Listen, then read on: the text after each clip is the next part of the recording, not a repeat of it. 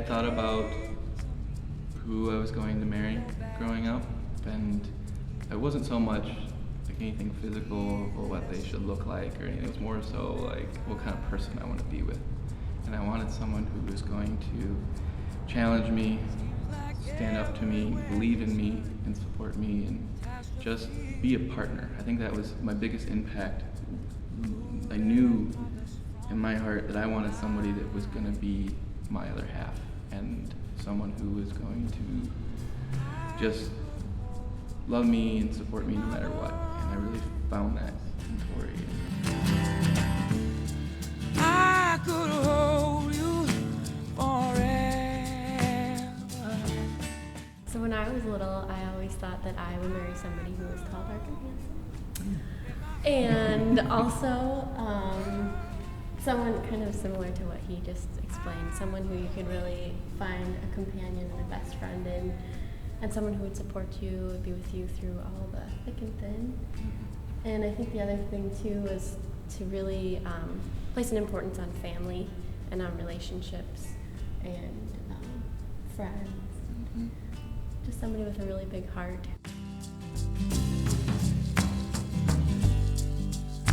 Well, you kissed my lips with my mouth so full of questions. My worried mind is you quiet. Well, the story goes that we've been family friends for a long time, since Kori and Nate have been Kori was like 4 and 5 years old. We came to Minnesota on our way through Montana to visit, and we stopped at the Stevens' house, and so they knew each other's little kids, and then we moved to town here kind of because of the Stevenses. We thought Minnesota was absolutely beautiful, and so we'd go camping together and take little trips and all that. And when Kori was a little girl, she kind of thought Nate was a bully. She's like, "Why, that Nate Stevens, he's a bully," and wasn't too crazy about him. But then on her high school graduation party that her dad had for her, he had invited Mike, and he said, "Why don't you go ahead and bring Nate along?" And Kori came home that night, and she's like, "Mom, Nate Stevens was there, and he's so cute." And I thought, okay, so cute was really key for Kori. And so then the next day he called up, and he wanted to take her for a walk around the lake, Lake Calhoun, and she came home from that. She's like, "He held my hand, Mom." And it's like from there it started. And so it's been 6 years, 6.5 years that they've been together.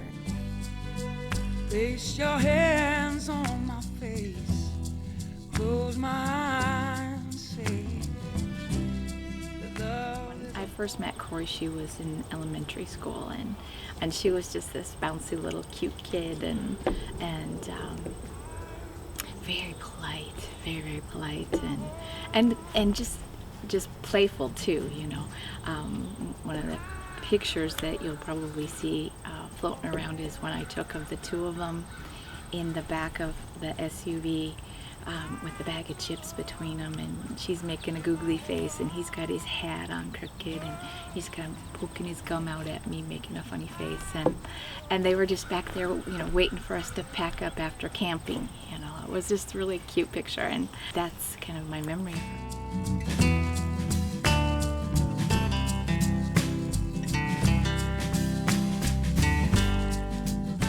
My first impression of Nate when he was a little boy, obviously we spent a lot of time as they were growing up, also through their dating years here in the recent past. Typical boy, poked, fun, wrestled, wanted to just have some fun and bounce around. Over the last few years, he's really grown and matured from not just the boy that likes to have fun, but to the man that's got his head screwed on straight, and he's really got a lot of insight and thought behind virtually everything he does, which has been fun to watch him mature over these last few years and become a fine man, but also going to be a great husband for my daughter. It's really been fun to watch, because when they were little and the kids got together, it was typical like boy and girl. They weren't going to have anything to do with each other, but still they played and had a good time. So there was no, it wasn't like we forced them to do anything together. Of course, you couldn't force Nate to do anything that he didn't want to do anyway.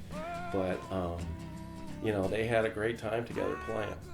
And then when they reconnected, It was really fun. I mean, we were we were a little nervous in the beginning, but between, you know, a couple of dads who'd seen their kids when they were little, but since they reconnected, it's just been phenomenal. I'm really excited for them and everything that's coming. I guess what I would like to say to our friends and family that have come to celebrate the day with us is words aren't going to be enough, but thank you is the first thing that comes to mind. And you can't tell how much it means to us that everybody's able to, because it kind of was a quick wedding, stop what they're doing, come across all the way across the country to come see us and spend this day with us. And how much it means to us to have them there, and we'll never be able to express how much we appreciate it, and we'll never be able to truly say how much we love each one of them.